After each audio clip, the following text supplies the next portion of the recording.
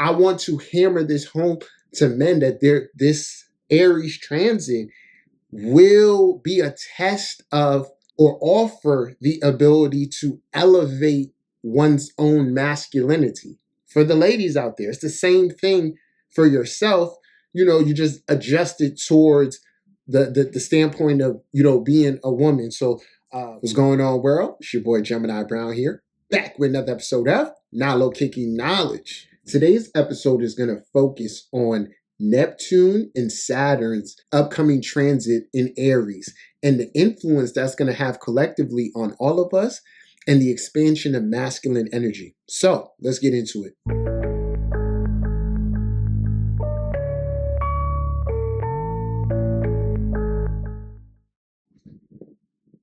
Saturn transits into the sign of Aries on May 26th, and this is very exciting. For the last 2.5 years, Saturn's been in the sign of Pisces, mutable water sign.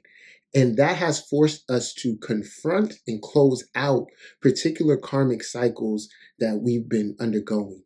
Pisces deals with shadow work and bringing what is unconscious to the conscious so it doesn't unconsciously undermine our hopes and dreams and all of that. Another way of looking at this particular Saturn transit is that it has helped everyone strengthen or step into a new set of spiritual armor.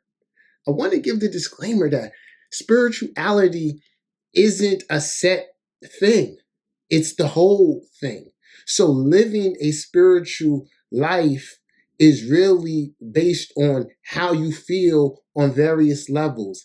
And when we add the Saturn aspect to that, your productivity or your ability to be Saturn-like within those various areas of life. And then really when you put it all together, that is your karma. Now, with Saturn in Aries, you have your new spiritual armor, and now you put that armor onto the physical vessel, or in another sense, the personality, your personal first house. Or rather, Aries is part of the extension of the first house and just how I express myself. So wherever Saturn is now transiting in Aries for you is where you're going to be asked to add more structure and support to your own individual endeavors. One way of tapping into that energy is starting by taking yourself and that area of life much more serious. Let's take Saturn in the second house as an example. Let's say during Pisces and previous years beyond that, you always relied financially on jobs, i.e. working for others. It's very likely that through these transits, the universe has been encouraging the Saturn in the second house person in Aries to cultivate their individual skills to therefore have an ability to generate income in a different way than they had before. So rather than relying on others, one is now relying more on their own individuality in the second house sense. And the same could be said for the other various parts. Hey y'all, if you're enjoying the video, smash that like button, drop a comment, let me know how you're enjoying it. Check out my website, I have a spring sale going on, lots of services and other things on sale. And I have a Neptune and Saturn transit reading, really get a perspective individually how these energies will be influencing you over the next few years. This brings me into my next theme of this transit, which is a bigger theme overall that is also accentuated by Neptune's presence in Aries. And that is the need for more masculine expression. I want to give a reminder that Pluto was in Capricorn for about 15 years, which is actually a feminine sign. Most people believe it to be a masculine sign because, it deals with the outside world, materialism, government, and all of that. But it's actually feminine. And then when we couple that with Neptune's transit in Pisces, that's a double feminine influence. Of course, Uranus has been here in Taurus, another feminine sign. So with Uranus going into Gemini, Pluto in Aquarius, we're turning the guard and moving into a more masculine focused time. So, with this said, individually, man or woman, we all need to be more conscious of how we are expressing masculine energy. On the positive side, this energy is in calling for us to become leaders of self first. And once we become leaders of self by virtue of Libra being the polarity point, there will be others for us to lead or influence. So it creates this really dope dynamic when we bring in the Aquarian influence, where if everyone cultivates an attitude of being open towards learning from one another, and individuals are actually, from an integrity standpoint, worthy of being learned from, this collectively is going to change so much and can really anchor in the more positive energies of Aquarius. So when it also comes to masculine energy, I always equate it with being goal oriented, outward energy, energy seeking to do. So for everyone individually, we need to have a sense of direction. Aries is new beginnings. So we want to look at it with Saturn and Neptune here. What new foundation of my dreams am I building and cultivating? And this is being built through action, confidence, and like great belief in one's self. Okay. And with Jupiter going into Cancer, there's an emotional anchoring within your own beliefs that need to occur. So everyone becoming more goal oriented. And with that, I always say Aries shows us that there's a natural selfishness to life, or we could call it being self-absorbed. So this is going to bring us to another thing that I've observed, and I'm quite happy to be able to share this perspective. Because like y'all know how it is with the third eye. It's a lot of observing, and it makes so much sense. So I can speak, as a man, that I take pride in certain things. One thing I've never understood, right? We can say it's kind of like a universal trope, is like what we call catcalling. When a man whistles to a woman, he may be in his car, she's driving, he slows down, honks the horn at her. I've never understood that. Since I was a kid, it just never made sense to me.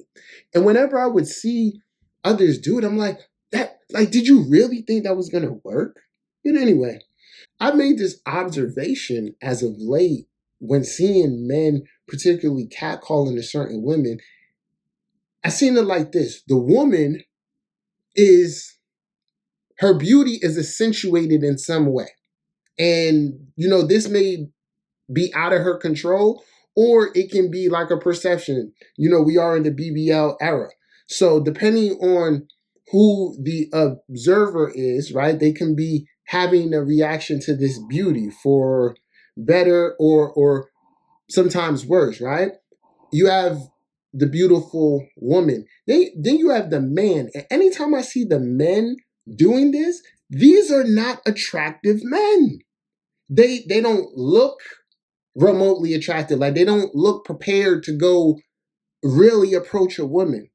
So I recently had this realization after seeing it many times this week that like, oh, I think this is a subconscious reaction to like knowing they have no chance. Like it's a low vibrational aspect of masculine energy. I don't really deal with the term toxic masculinity, but there is some toxicity to this type of approach. Rather than being grounded or confident in your approach, which would be more personal to the woman, it's more ambiguous, immature, which is subconsciously signaling, I know I have no chance, but I still want to be seen or let my interests be known. So that leads me to this point where I'm talking directly to the fellas.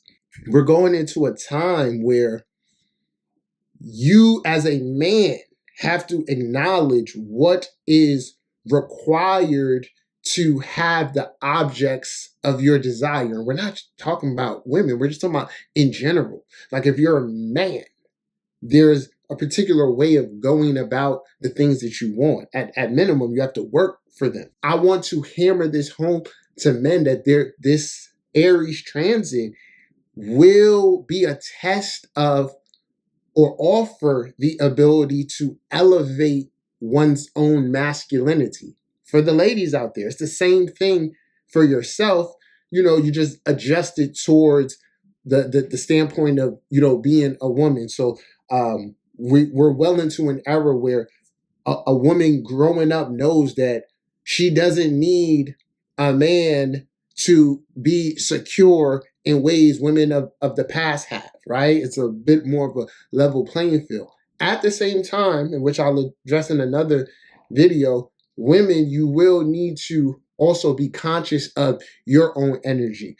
Without going too deep, if you're a woman predisposed towards like already having a lot of masculine energy, you might want to be mindful that this energy isn't repelling you from attracting or experiencing harmony. Okay, both men or women, as I said in previous videos, there's a social change going on, a social upgrade, and those who don't evolve with it in these various ways will be left behind. Now, with that said, I my own self haven't been in this position and seat for many years. Even through my own practice, naturally, the spiritual space is one where women dominate, from a consumer standpoint and otherwise. But I very much so note that there's a need for more men to be healed and, share their perspective. So I'll continue to hold space.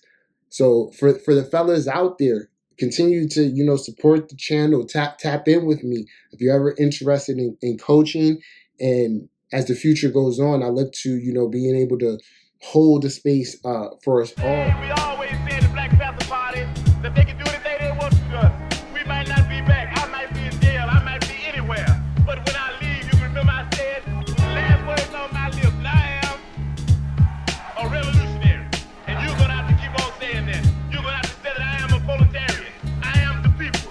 Late for liberation to stand in this prison. Voices of my choices, ambiguous ambition. Roaming in the home of the fall, true spirit. Many say they answered the call, but don't hear it. It's the Black Messiah, made in love, here to grow. Fan the fire, so cold I make it snow. Call me sire, no fold in my soul. Expanding higher, as above, so below. Till my last breath, living cause I'm a lifer. 7 on the chest like easy money sniper. Essence of the crest shines and entice ya. Presence in the nation, they name it divine cipher. I've been gone, no intent of circling back. Generational curses, yeah, we working on that. ASAP, get the dough, call it Lucci. Nalo stay strapped like big snow round Gucci. More Panther parties, way less lamping. Flow until I'm dead, poet like Fred Hampton. Fist up, you know it's kinda scary. One time, I am a revolutionary. You know they fear it, but hear it in the booth. Fuck how you feel, you can't conceal the truth. A race war, nobody calling the truth. Letting it all hang, this the year of the noose. Nalo. Instant hit.